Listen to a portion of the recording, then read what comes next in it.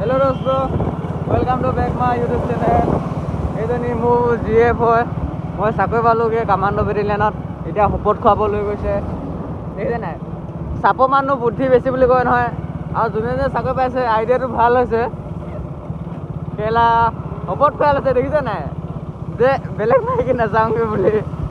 কেনেকুৱা আছে ছোৱালী। এতিয়া হাবুং মন্দিৰ গৈ আছোঁ।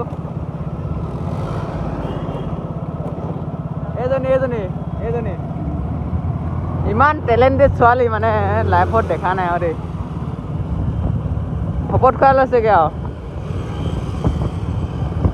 এতিয়া কাৰোবাৰ গাৰ্লফ্ৰেণ্ডৰ মতাটো যদি চাকৰি পাইছে বা গাৰ্লফ্ৰেণ্ডে পাইছেগৈ তাকো মন্দিৰত যায় শপত খুৱাই ল'বি ভালকৈ গৈ, নহ'লে নহ'ব নেকি?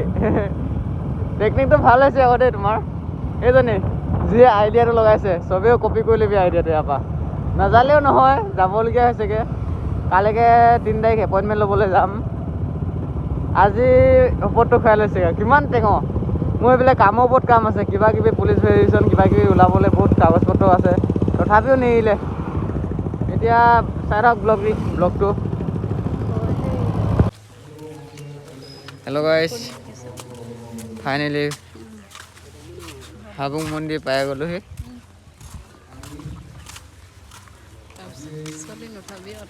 চাকৰি পালোঁ বুলি শপত খাবলৈ আনিছেগৈ। বেলেগ মাইকী চাব নালাগে বুলি। এইজনী কিমান টেঙৰ বুদ্ধি। তাত আমি কিবা চাকৰি কৰিব যাম, ডিউটি মাৰিবলৈ যাম, ছোৱালী পতাবলৈ নাযাওঁ নহয়, হয় নাই গাইছ? এইটোৱে টেঙৰ মালটো। কৈ দেচোন কিবা এটা। মই যেনেকৈ শপত খাই লৈছোঁ চবকে শপত খাই বুলি কৈ দে। মন্দিৰ ভিতৰত যায় শপত খাই আনিলে এজনীয়ে। গাইছ মন্দিৰ ভিতৰত যায় শপত খাই আনিছেহি। পাৰিছ? অসমৰ ৰাইজে দেখকে আছে সেয়াটো। দিছ ইজ মন্দিৰ। বৈ যাওঁগৈ আৰু শপত খোৱা হ'লগৈ নহয়। বজাৰ কৰিবলৈ আছেগৈ আৰু জোতা চোতা মোজা বহুত কিবা কিবি ব্ৰাছ চাছ চাওঁনে? এই আইডিয়াটো লৈ ল'বা দেই ছোৱালীসকল।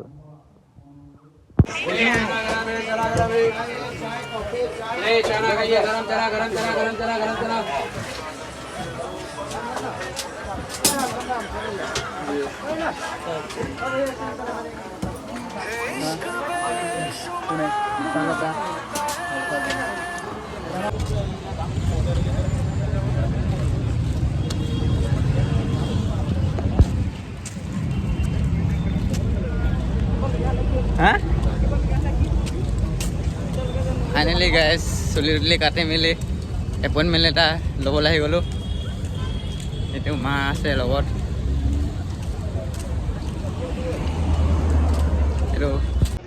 এইটো সৰু সজাই ষ্টেডিয়াম পাই গ'লোহি। সৰু সজাই ষ্টেডিয়াম। CM আহিব আজি এপইণ্টমেণ্ট লেটাৰ দিবলৈ। হয় নাই কিবা এটা নাই।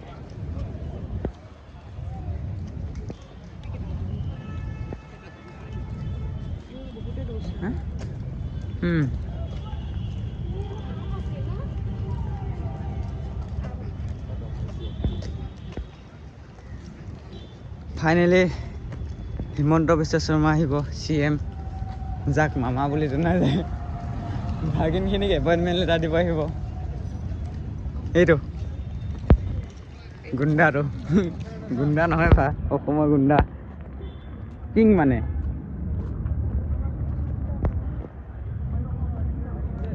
কামাণ্ডো বা এতিয়া মোৰ আছাম পুলিচত যাব মন গৈছেগৈ, কাৰণ ডিষ্ট্ৰিক্টতে পষ্টিং লাষ্টত কৰিব পাৰিম ন।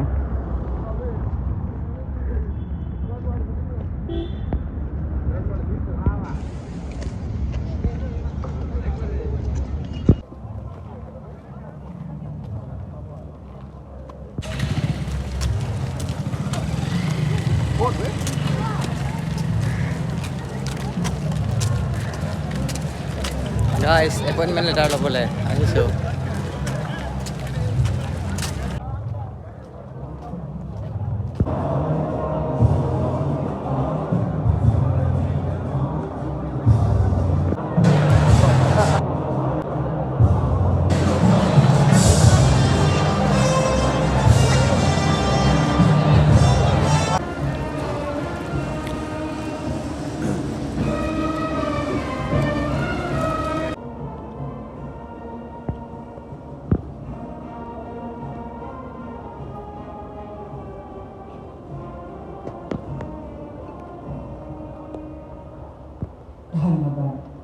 বৰা ডাঙৰীয়া, অসম চৰকাৰৰ মুখ্য সচিব ডক্টৰ ৰবি কোটা ডাঙৰীয়া, নিৰ্বাচিত সকলো যুৱক যুৱতীক মই আন্তৰিক অভিনন্দন আৰু শুভেচ্ছা জনাইছোঁ। আমি এই পৰ্যায়ত আহিয়ে থাকিম আৰু তাৰ কাৰণে আমি সকলোৱে পৰিশ্ৰম কৰি থাকিব লাগিব আৰু সকলোৱে নিজৰ দায়িত্ব সুন্দৰভাৱে পালন কৰি থাকিব লাগিব। আজি আমি অলপ ভাল কৰি